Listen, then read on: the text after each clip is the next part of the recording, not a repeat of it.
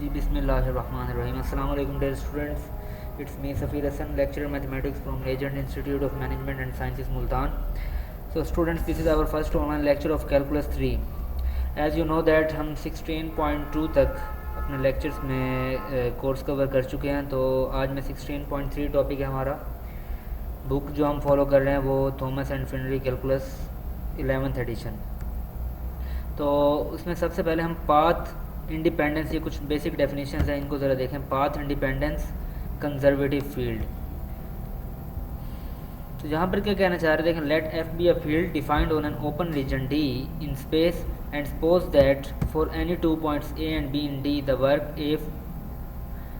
A to B F dot D R done in moving A to B is the same over all paths from A to B. वो actually वो ये कहना चाह रहा है कि किसी भी फील्ड में लेट्स से आपके पास कोई फील्ड है जिसका नाम उसने क्या दिया हुआ है, डी, और वो कह रहा है कि उस फील्ड में जो वर्क डन होगा along A to B F dot D R in moving from A to B is the same overall paths.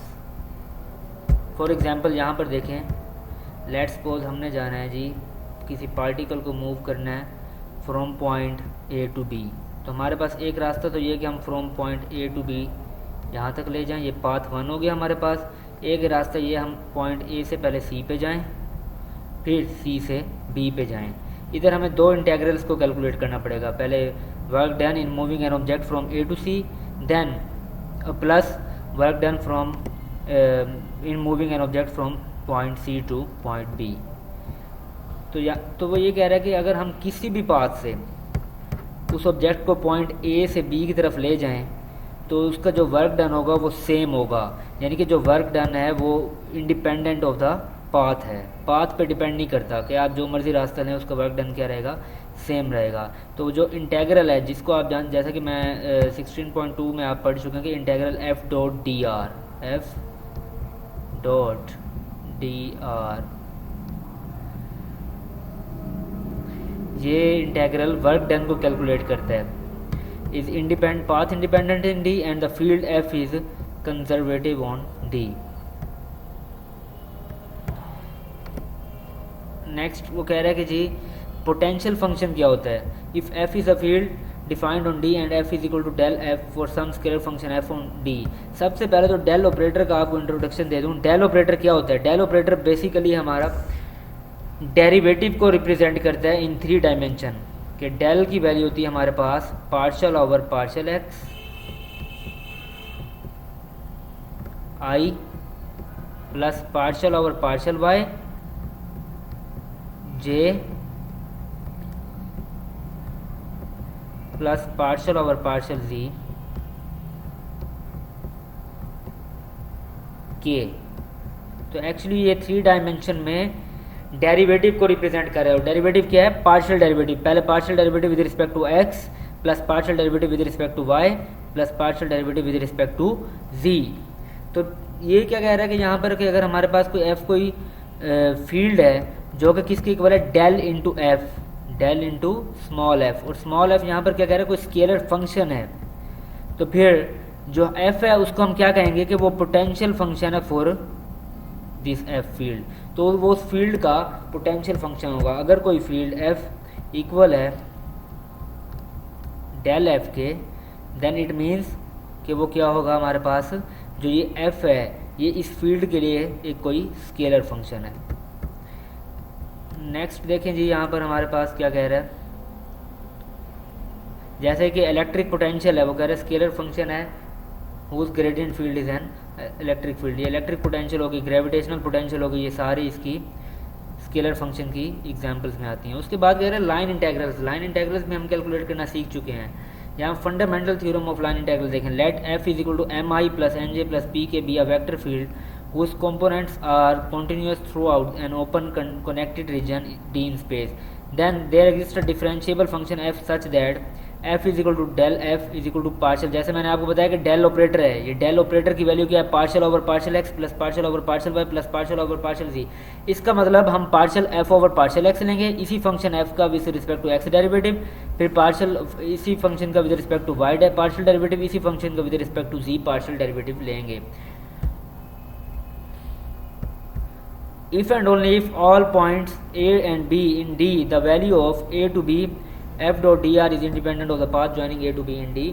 अगर ये सिर्फ कब ले सकते हैं हम, जब हमारे पास A और B दो ऐसे पॉइंट्स हों जिनके लिए इस इंटेग्रल की जो वैल्यू है वो क्या हो, इंडिपेंडेंट ऑफ द पाथ हो, वो पाथ पे डिपेंड ना करती हो. If the integral is independent of the path from A to b, its value is a from A to B F dot D r is equal to f of B minus F of a. यहाँ पर basically क्या करें, जब integral लेंगे तो जो आपका answer आएगा उसमें फिर upper limit minus lower limit उसका फॉर्मूला अप्लाई कर देंगे आप. उसके बाद देखें यहाँ पर प्रूफ कह रहा है proof that F is equal to del F implies path independence of the integral. कि हम जो कह गए हैं कि जी ये जो F is equal to del F है कि एफ हमारे पास स्केलर फंक्शन है फॉर दिस फील्ड एफ, तो ये हमारे पास क्या कह रहा है, ये शो कर रहा है कि जो इंटेग्रल है वो पाथ इंडिपेंडेंट है.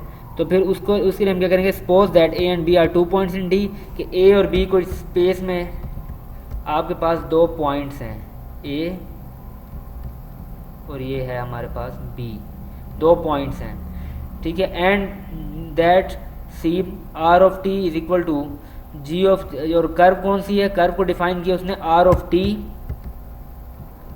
टी का नाम दिया, कर्व को डिफाइन जैसे किया g of t i plus h of t j plus k of t k, कोई 3 फंक्शंस का, जैसे हम आर की वैल्यू लिखते हैं x i plus Y j plus g के. सिमिलरली यहाँ पर उसने फंक्शंस को इन्वॉल्व कर दिया जी एच और के, जो कि टी पे डिपेंड कर रहे हैं, जबकि टी किसके दरमियान लाई कर रहे हैं, from point A to point B.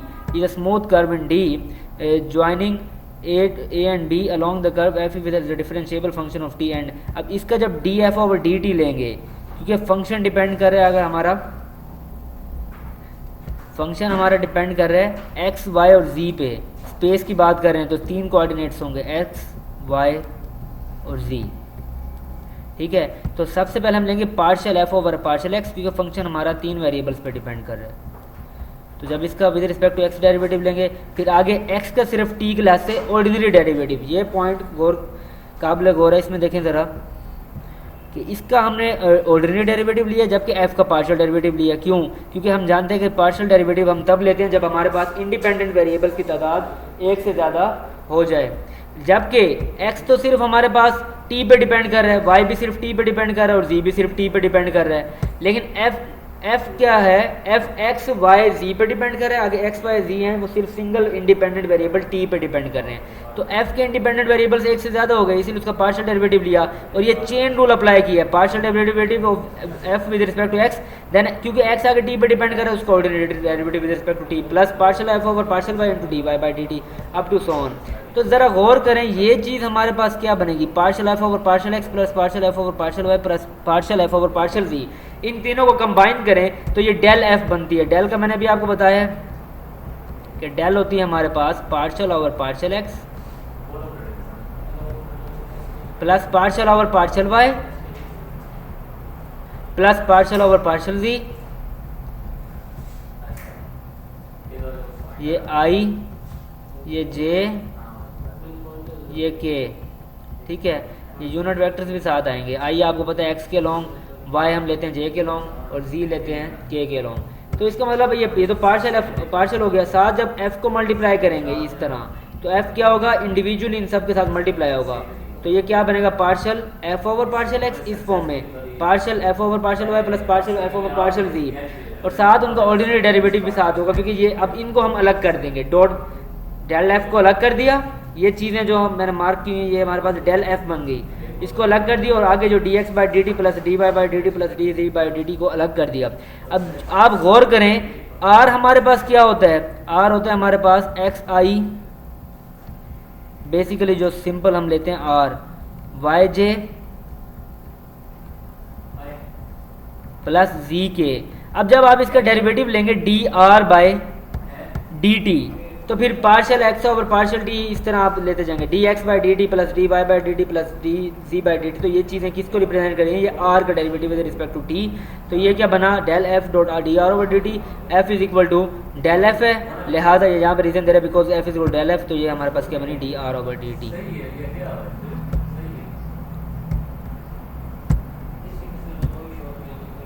ठीक है. सिमिलरली यहाँ पर फिर आगे कह रहा है कि जब हम इसको कैलकुलेट करेंगे integral f dot D r, curve क्या थी, t is equal to a to B F dot D r over d t d t, ये d r over d t into d t, a to b d f over d t, d f over d t into d t बन जाएगा ये। तो ये क्या बनेगा, इसको ज़रा गौर करें, जब हम f का डेरिवेटिव लेंगे with respect to g d, ये एक्चुअली उसने क्या किया, r का जब डेरिवेटिव लेंगे वो तो क्या था हमारे पास जी टी के एच टी के ऑफ टी, तो इस ये इंटेग्रल को कैलकुलेट करेंगे, इसकी इंटीग्रेशन लेंगे d f over d t, देखें d f over d t, जब इस इंटेग्रल को बेटा आप कैलकुलेट करेंगे तो आपके पास ये फंक्शंस आ जाएंगे f of g of t, h of t और के ऑफ टी, इस पर लिमिट अप्लाई करें f of B minus F of a, आपके पास आंसर आ जाएगा। आगे कह रहा है find work done by a conservative field. अब work done by a conservative field क्या, एफ के हमारे पास y z i plus x z j plus x y k, जो कि इक्वल है डेल एक्स वाई जी के, ठीक है, along any smooth curve joining the point A to B, point के कोऑर्डिनेट्स भी दिए हुए हैं। यहाँ पे कह रहे हैं f of x y g is equal to, क्योंकि यहाँ पे ये देखें ना, अब हम कह के आए कि एफ हमारे पास जो होता है, पीछे भी पढ़ के आए थे, वो होता है डेल एफ के इक्वल, ऐसे ही कह के आए हैं ना अभी हम। तो फिर ये इसका मतलब एफ को इसके इक्वल करे और ये चीज़ आगे किसके इक्वल करे, डेल इंटू एक्स वाई जी, इसका मतलब ये डेल एफ है, ये एफ है, ये चीज़ आपके पास एफ क्या हो गया एक्स वाई जी, तो f of x y z equal to x y z, f dot D r क्या आएगा, एफ की जगह डेल एफ करेंगे डॉट डी आर, जो कि हमारे पास इक्वल होता है by theorem f of B minus F of a, और एफ ऑफ बी यहाँ पर हमारे पास क्या होगा, एफ ऑफ बी क्या होगा हमारे पास, एक्स वाई जी में हम क्या करेंगे 1 6 माइनस 4 बी के पॉइंट्स पुट करेंगे, माइनस एफ ऑफ ए क्या होगा एक्स वाई जी में ए के पॉइंट्स पुट करेंगे, जब ए के पॉइंट्स पुट करेंगे तो कैलकुलेट करेंगे, आंसर आपके पास क्या आ जाएगा 3 आ जाएगा। नेक्स्ट है आपके पास closed loop property of conservative fields. यहाँ पर क्या कह रहा है कि integral f dot D r is equal to 0 around every closed loop in d, ये जो इंटेग्रल है हमारे पास ये हर क्लोज लूप में क्या होगा 0 होगा। उसके बाद है जी नेक्स्ट हमारे पास पोटेंशियल्स को कैसे फाइंड करते हैं, finding potentials for conservative fields.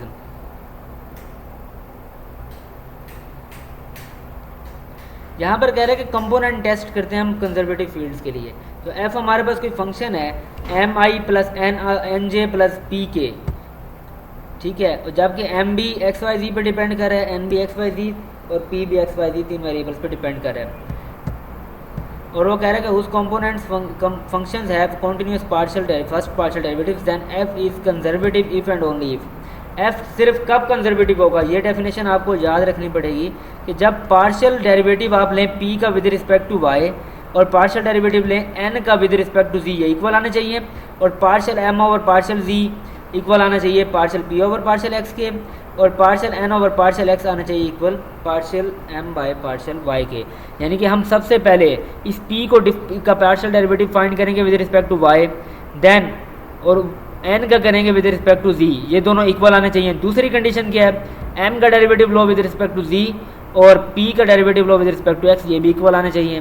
Third condition क्या है हमारे पास कि partial N over partial x, यानी कि एन जो हमारे पास फंक्शन है इसका with respect to x partial derivative लो, और एम जो फंक्शन है उसका with respect to y partial derivative लो। पार्शियल डेरिवेटिव्स आप लेना सीख चुके हैं चैप्टर नंबर 14 में, कि जब हम पार्शियल डेरिवेटिव लेते हैं तब हम जिस वेरिएबल के लिहाज से आप डेरिवेटिव ले रहे हैं उसी को कंसिडर करेंगे, बाकियों को क्या करेंगे हम एज ए कांस्टेंट ट्रीट करेंगे। जैसे फॉर एग्जांपल यहाँ पर partial P by partial y की बात की है, इसमें हम क्या करेंगे वाई के लिहाज से डेरिवेटिव लेंगे और एक्स और जी कांस्टेंट होंगे तो उनका डेरिवेटिव यहाँ पर क्या हो जाएगा 0 हो जाएगा। नेक्स्ट है हमारे पास फाइंडिंग का पोटेंशियल फंक्शन। अब इसी डेफिनेशन को यूज़ करते हुए आपने क्या करना है, इसका पोटेंशियल फंक्शन फाइंड करना है। आप ये चेक करें फील्ड कंजर्वेटिव है या नहीं है, तो partial P by partial Y partial n by partial जी, ये देखें इसको ज़रा, पी यहाँ पर क्या होगा ये आइडेंटिफाई करना है सबसे पहले आपने।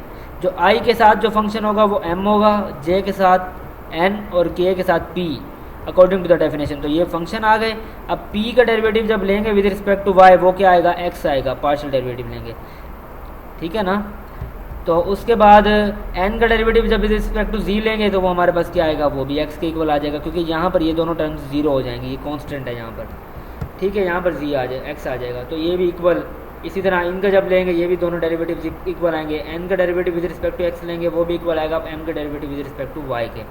तो फिर उसके बाद जब आपके पास फंक्शन आ जाएंगे वो आपने फिर क्या करना है, इन फंक्शंस को इंटीग्रेट करना है। एफ फाइंड करने के लिए आपने क्या करना है, इंटीग्रेट करने इन इक्वेशंस को। तो partial f over partial x, ये क्या बना हमारे पास, exponential raise to power x cos y plus y जी।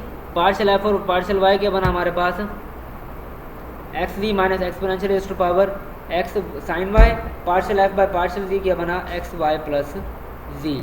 यानी कि ये जी के लिहाज से इसका डेरिवेटिव, इसका वाई के लिहाज से और इसका एक्स के लिहाज से डेरिवेटिव ले लिया। तो अब इसको इंटीग्रेट करें और क्या करें, y और z को फिक्स करें तो आपके पास ये इक्वेशन आ जाएगी। इसी तरह इसको सॉल्व करना है। आगे देखें आप क्या कह रहा है कि उसके बाद आपने पार्शियल एफ और पार्शियल y कैलकुलेट करना है। यहाँ पे इक्वेशन नंबर 3, ये रहा इक्वेशन नंबर 3 में पार्शियल एफ और पार्शियल y कैलकुलेट करना है। इसको ज़रा देखें और इसको इक्वेट करना है किसके, पार्शियल एफ और पार्शियल y के इक्वल, जो इक्वेशन 3 में है। इसको ज़रा कैलकुलेट करें तो ये क्या बनेगा हमारे पास, x z minus exponential raise to power x sine y है, ठीक है, प्लस यहाँ पर वो कोई कांस्टेंट आ जाएगा जब इंटीग्रेट करेंगे partial g by partial y, जबकि वो कह रहा है ये 0 के इक्वल है। Therefore g is a function of z alone. इसी तरह इनको सॉल्व करेंगे। उसके बाद आप जाएँ showing that a field is not conservative. अब यहाँ पर फील्ड कंजर्वेटिव नहीं है, क्यों, यहाँ पर हमने पार्शियल डेरिवेटिव लिया p का, जैसे देखें यहाँ पर p क्या है, cos z, n क्या है माइनस z, और m क्या है 2x माइनस 3। i के साथ जो फंक्शन होगा वो m, j के साथ जो फंक्शन होगा वो हमारे पास क्या होगा, n होगा, और k के साथ p होगा। पार्शियल p और पार्शियल y जब हमने लिया, क्योंकि z का डेरिवेटिव cos z है आगे, तो cos का डेरिवेटिव माइनस साइन z आएगा और z का derivative with respect to y 0 हो जाएगा। तो 0 जब साइन z से मल्टीप्लाई होगा तो इसका डेरिवेटिव 0 बन जाएगा। सिमिलरली ये भी हमारे पास क्या होगा,